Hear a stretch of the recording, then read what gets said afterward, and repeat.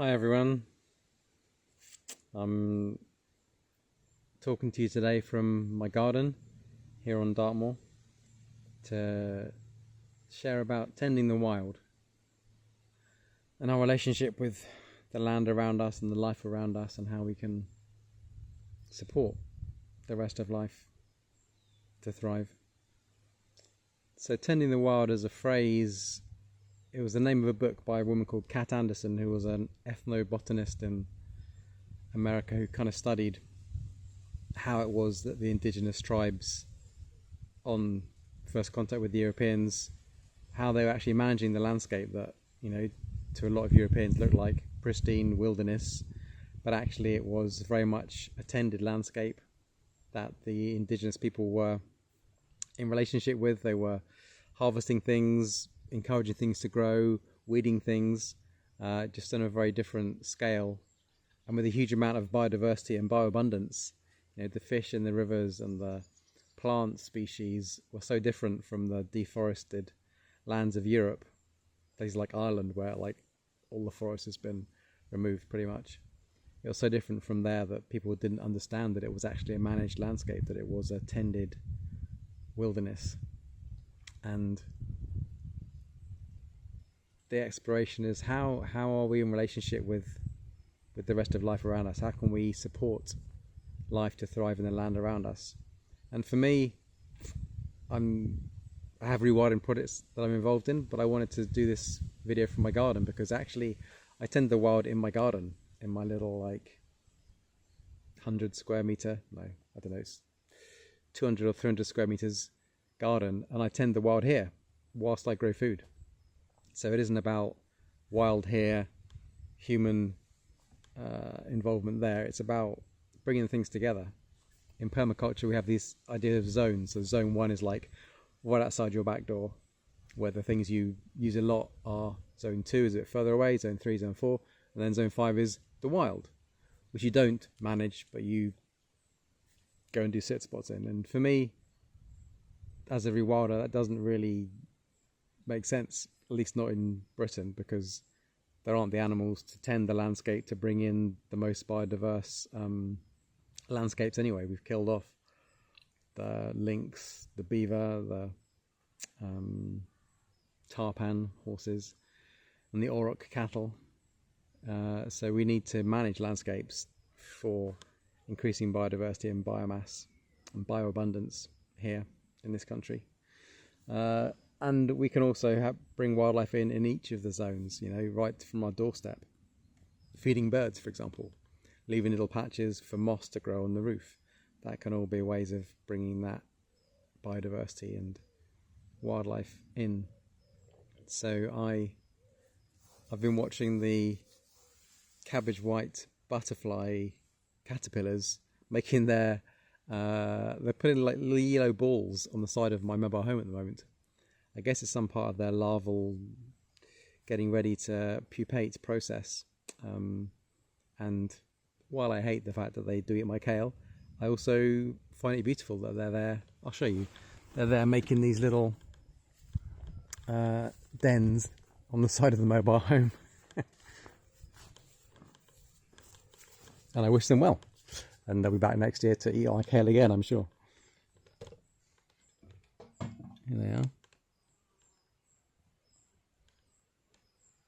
And there's another one there.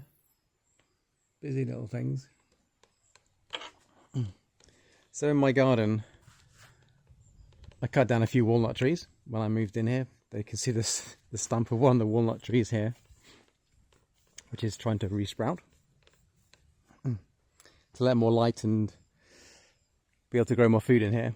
But there's a whole patch over here which is under a walnut tree. It's in the shade, and this I'm not growing food in.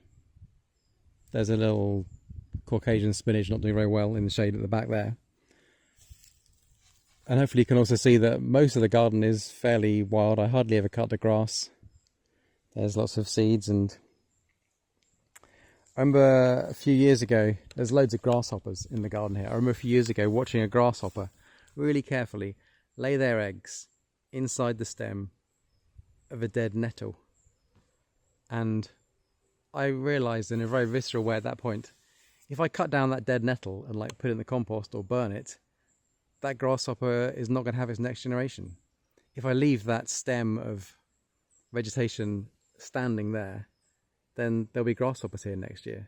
And it's that simple and that complex. You know, wildlife needs these dead wood, dead stems. It needs disturbance, but not too much disturbance. It needs variety, diversity, all these things that are in more intact landscapes, and we can bring it back as human beings. We can coppice, we can feed birds, we can cut grass and create hay meadows and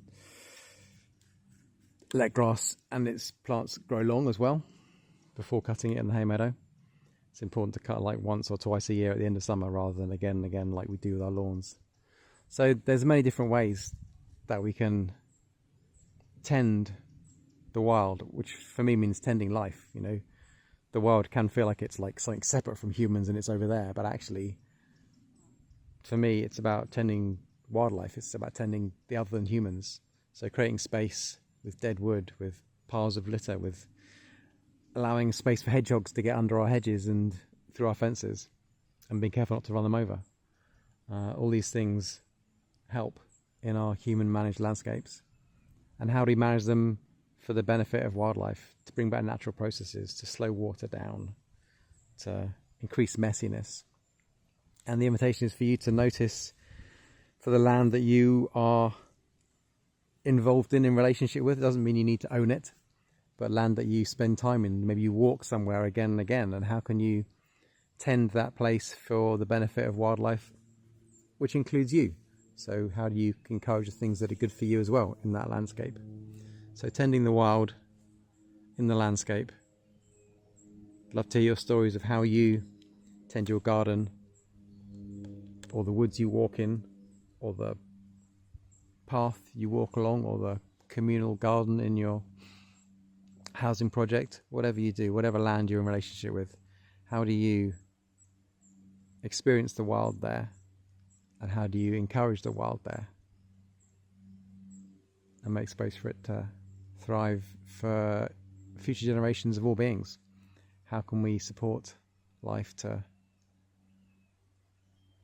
keep going, be sustained, but also thrive and increase in bioabundance and biodiversity for future generations, for our children to hear these birds and see these butterflies, smell these flowers as well?